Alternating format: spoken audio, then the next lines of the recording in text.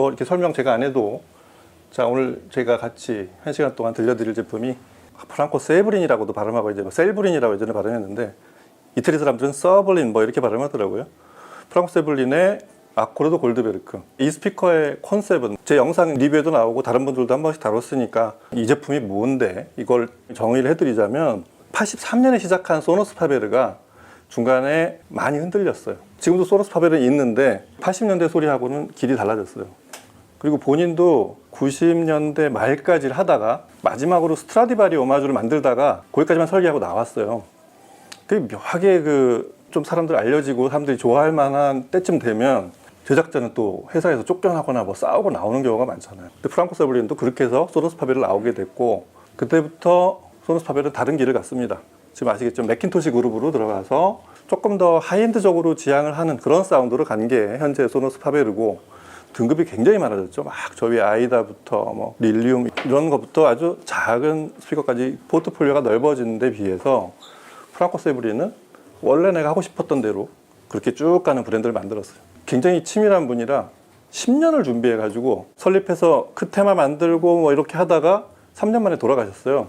그래서 지금 사위가 하시죠. 원래 사위도 설립했을 때 옆에서 엔지니어였어요. 스피커 제작하던 분이라 그 장인이 하려던 프랑코 세블린의 원래 사운드를 계승해서 그대로 제작하고 있는데, 뭐 최초의 그 테마도 있었고 이렇지만 오리지널 소노스 파베르의 그 핵을 가지고 그 다음을 넘어선 게 이 제품이었어요. 소리 자체가 소노스 파베르가 다시 살아났다 이런 느낌. 정말 진부한 표현이지만 그런 느낌을 갖기에 딱 좋은 스피커인 게, 소노스 파베르는 원래 스탠드 거치형에 시작했거든요. 그리고 그게 최적화되어 있어요. 자, 그래서 오늘 이 소리를 들어보도록 하겠습니다. 말 많이 하지 말고 음악을 하나 듣고, 뭐 제 방식이긴 한데 이태리 스피커니까 거기서 맨날 이태리 음식 먹고 크고 자란 이태리 바람을 쐬면서 만든 사람들이 좀 더 그 정서에 맞는 음악들이 있는데, 뭐 다른 곡들도 장르가 되게 넓은 스피커지만 이런 곡이 좀 더 잘 어울립니다.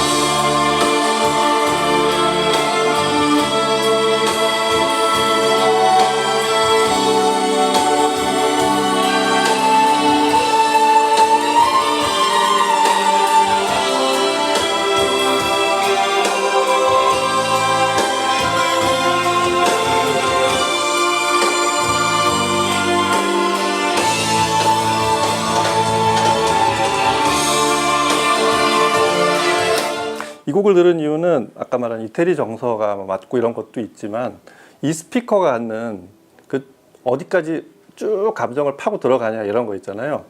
억대 스피커를 들어봐도 스피커마다 종류가 이 컨셉이 다 달라서 지금같이 그렇게 저 끝까지 저 인간 내면의 어떤 감정 같은 거 이것까지를 다 들려주는 스피커들은 정해져 있어요. 근데 이 스피커는 원래 프랑코 세브린이 처음에 설계할 때부터 그 미묘하다고도 할 수 있지만 굉장히 심도 깊은 이런 감정 표현 있잖아요. 그런 거를 처음부터 목표로 했던 스피커라서 이 곡이 지금 그래요. 이거 뉴트로스 뭐 아다지오 많이들 알고 계신 곡인데 라이브 버전이거든요. 라이브 버전이 좀 더 굉장히 좀 깊이 들어갑니다. 감정 굴곡을 깊이까지 들어가는데, 이 곡 아마 다른 시스템을 한번 같은 곡 한번 스트림으로 한번 들어보세요. 이 소리가 나오기 쉽지는 않을 거예요. 자, 이 스피커에 그런 면이 하나가 있고, 또 하나는 기본적으로 이 스피커에 조금 더 가장 일반적으로 설명할 수 있을 때 장점 중에 하나가 매혹적이라는 소리. 이게 영국 평론가들도 이 스피커를 보고 소리가 대단히 매혹적이라는 표현을 많이 해요. 저도 똑같이 동의합니다. 음을 들었을 때 감촉 같은 거 있어요. 아까 아다지오가 이렇게 감정의 깊이나 이런 것들을 그렇게 표현하는 아주 깊이 있는 그런 질감이나 이런 걸 얘기한다면 표면에 매끈한 느낌을 주는 거였어요. 되게 음이 깔끔하기도 하고 뽀드득거린다고 저는 표현하기도 하는 그런 소리들을 또 어떻게 내는지, 그리고 그런 악기들이 이렇게 다이나믹스랑 합쳐진 그런 곡을 한번 들어보겠습니다. 저희 이제 테스트할 때 종종 듣는 곡이긴 한데 4플레이 곡을 한번 들어볼게요.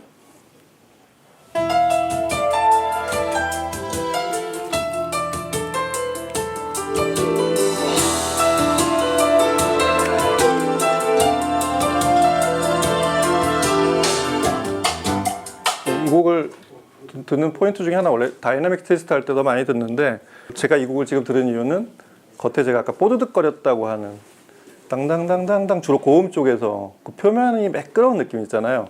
그래서 저는 이 느낌을 종종 왜 새로 산 자동차 표면, 그 손바닥도 아니고 손등으로 싹 스치면 그 매끄러운 느낌 있잖아요. 도장을 잘한 차일수록 느껴지는. 이 곡이 그 부분이 들려야 되는데 그 제품의 품질이에요. 스피커와 앰프 혹은 기타 조합의 품질이 좋을수록 그 매끄러운 부분이 실제로 피부에 감촉이 오는 것처럼 그렇게 느껴지는 그런 곡이거든요. 그래서 이 곡은 다이나믹 테스트보다 오히려 그런 걸 들을 때 사실 인위적으로 프로듀싱을 한 곡이에요. 그렇게 매끄러운 느낌이 나도록. 그러니까 녹음 자체가 그 부분을 아주 갈고 닦아서 그렇게 매끄럽게 들리게 한 그런 곡인데, 그런 부분이 왜 어떻게 이렇게 들리는지 설명을 드리자면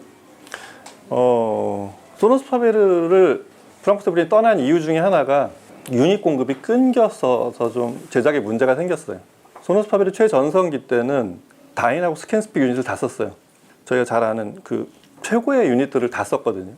과르네리 오마즈도 그랬고 엘렉타마트로도 그랬고, 그리고 이제 베이스가 이제 스캔스픽의 그 논 프레싱 오퍼라고 그래서 이렇게 막 손으로 척척척척 바른 것 같은, 뭐 이렇게 종이를 여러 개 붙인 것 같은 그런 느낌을 주는 거 썼었는데, 두 회사에서 그 공급이 뭐 생산을 안 했는지 아니면 소노스 파베르랑 뭔가 계약에 문제가 있었는지 공급이 끊기는 바람에 그다음부터 본인이 그 소리를 낼 수 있는 유닛을 찾아다니느라고 고생을 좀 많이 했어요.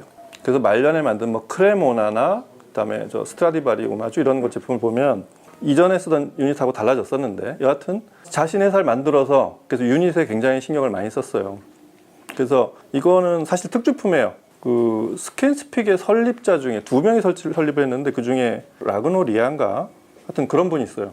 그분한테 설계를 맡겨서 1.1인치, 1인치 조금 넘어가는 그런 실크돔을 만들고, 그 다음에 이거 스캔스픽 유닛으로 유명한 건데 이것도 그분이 따로 특주를 했죠. 저 유닛은 기본은 종이에요. 페이퍼 펄프에다가 요 사이가 이게 절묘하죠. 이렇게 나선형으로 이렇게 패턴이 있잖아요. 그게 사실은 금을 거서 뚫어놓은 거예요. 그리고 거기다 폴리머를 살짝 발랐어요. 콘 자체가 그 부분은 폴리머가 되면 막히잖아요. 종이로는 공기가 호흡을 하게 하고 그 사이로 전체 면에 나가는 거랑 다른 비율로 공기가 흐르게, 그게 사실 절묘한 거예요. 그래서 다이나믹스가 굉장히 잘 나오지만 우리가 아는 그 플라스틱으로 만든 빡빡한 유닛하고 다르게 호흡을 하게 만든, 그래서 현악기의 이런 아주 매끄러운 보풀거림 이런 거는 페이퍼콘이 사실은 최고예요. 만들기가 어려워서 그렇지. 근데 페이퍼콘의 최대 단점이 뭐냐면 힘이 없어요. 오래 쓰다 보면 내구성이 떨어지고 습기에 약하고. 그래서 이 사람은 어떻게 만들었냐면 미네랄 있죠. 광물을 갈아가지고 그 가루를 여기다 섞었어요. 그렇게 해서 만든 저역이 굉장히 다이나믹하기도 하고, 다이나믹한 유닛의 그 한계가 미드레인지에 그런 보풀거림을 내기가 좀 어려운데 거기까지를 같이 살려놓은, 사실 이 스피커의 핵심이 그겁니다. 좀 이따 얘기하겠지만 그 안에 어쿠스틱과 뒤에 이제 케이블, 프랑크 세브린이 케이블도 직접 자기가 만들어서 여하튼 그런 것들이 보탠 소리를 듣고 있는데, 그런 질감이 나오는 그런 현악기 곡을 일단 소노스 파베르 사실은 뭐 다른 걸 다 잘하지만 원래 원조는 이런 현악기 소리를 잘 내는 스피커였기 때문에 지금도 그 소리가 제일 좋긴 합니다. 현악기 소리 한번 들어볼게요.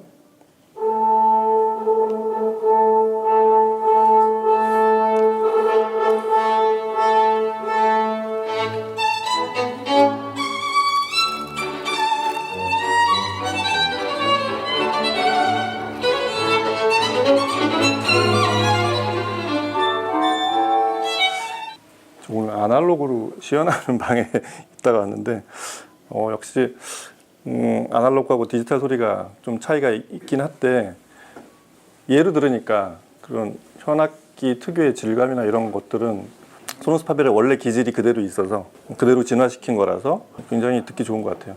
저희가 여전히 최애 스피커 중에 제가 써본 것 중에 그게 벌써 한 20년도 넘었는데 한 20여 년 전에 듣던 소노스 파벨에서 두 번째로 만든 스피커였어요.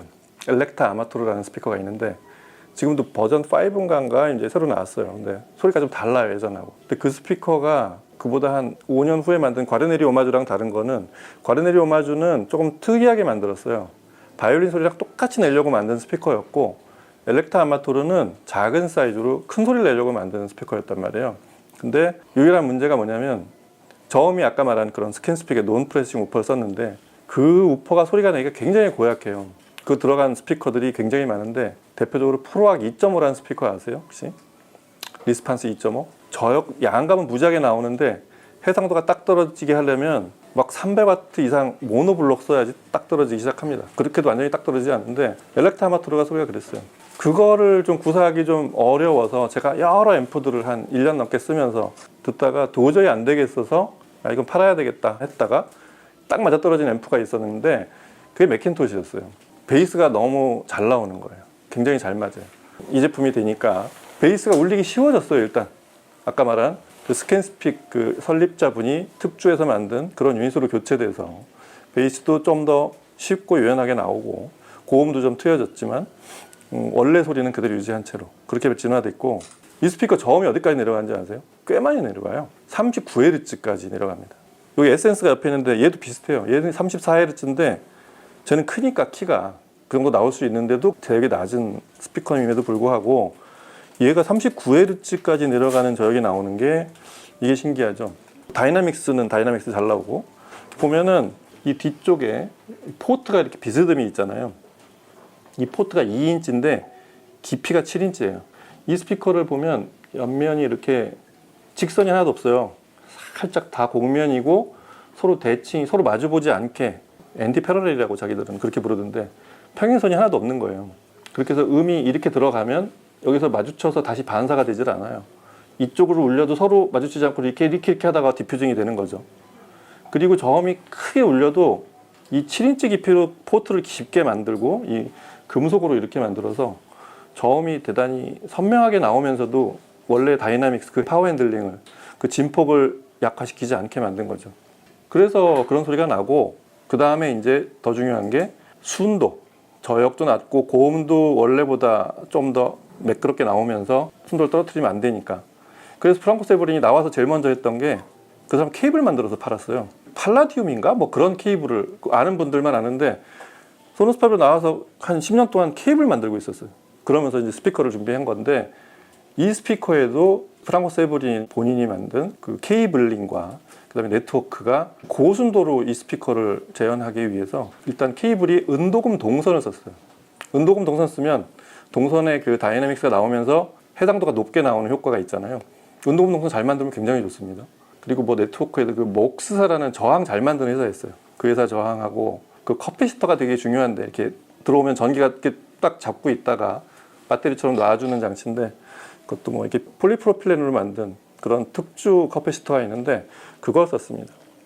그래서 이제 음원 정보가 많은 이런 곡을 들어보면, 자, 공간도 옆 사람하고 좌우 거리, 그다음에 뒷 사람하고의 거리, 그리고 이 합주 중에 합주가 이제 살짝 가라앉으면 저 뒤에 사람 목소리가 떠오르는, 이렇게 공간 표현이 되게 아주 미세한 부분까지 들어가 있는 그런 곡들 있잖아요. 사실은 앞에 들은 곡들은 연습이고 이런 곡을 굉장히 잘하는 스피커예요.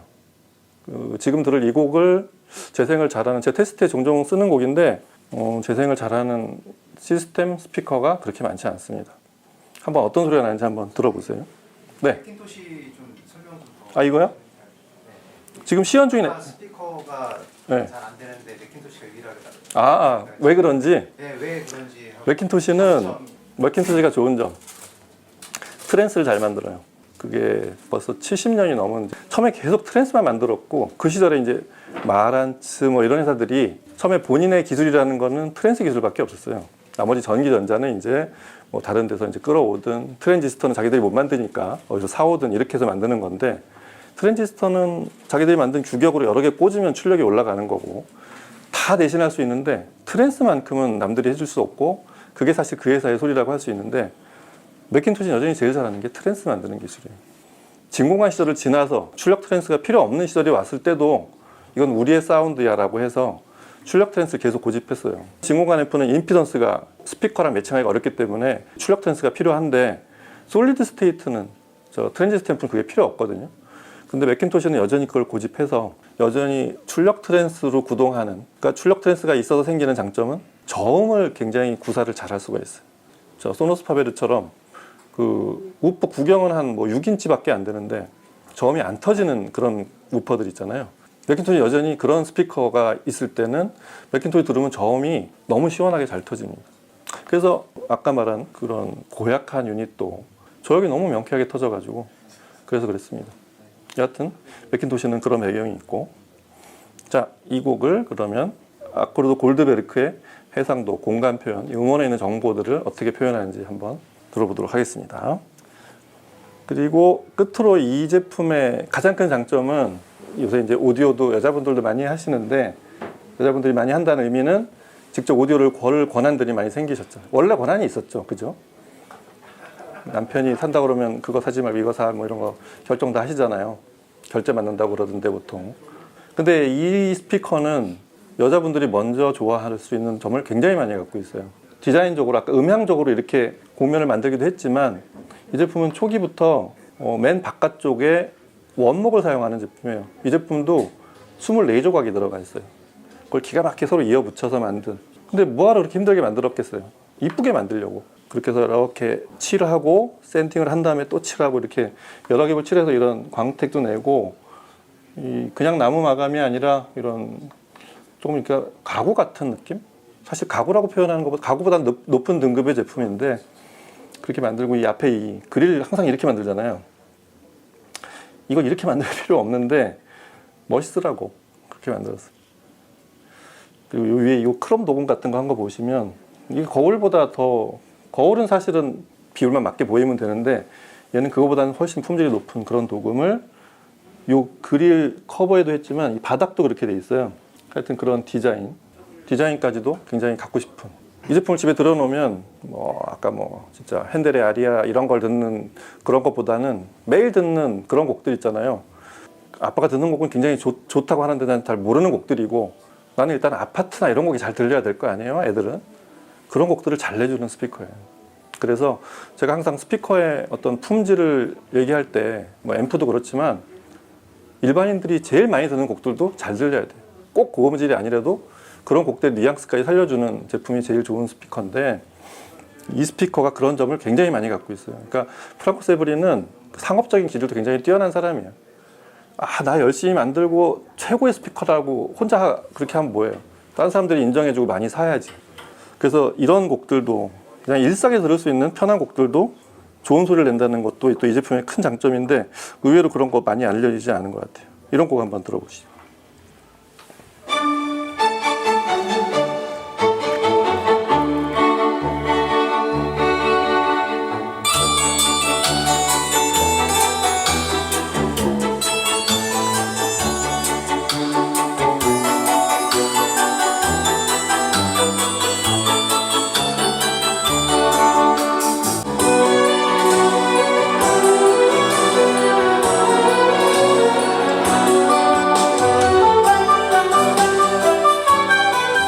풀모리아 곡은 사실은 아날로그하고 디지털 차이가 좀 나요.